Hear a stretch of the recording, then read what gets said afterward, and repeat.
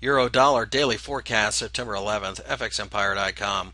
Euro dollar fell during the Monday session, as you can see on this chart, but currently is looking at finding support more than likely at the 1.2750 level.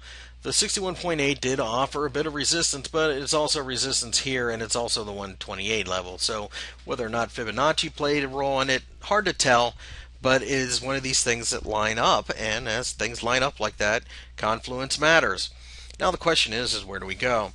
Obviously, there is a cluster of support, probably based around 126 going down to 125, and there is quite a bit of headline risk in the European Union right now, as well as the other side of the Atlantic, the United States. The Dutch are selecting a national or have a national vote elections, and that could, of course, upset the balance of whether or not they feel like pumping more money into the ESM. And speaking of the ESM, the Germans are going to have a high court ruling as to the constitutionality of it per German law. Now, having said that, both of these should turn out okay, and the real question then becomes what happens at the Federal Reserve.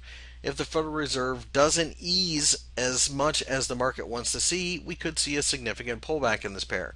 However, all things being equal, we see 130 as a massive resistance area based upon, and you really can't see it on this chart, but months back there was a massive downtrending triangle, and that support should now become resistance. So we're actually looking to sell this pair, but closer to the 130 level.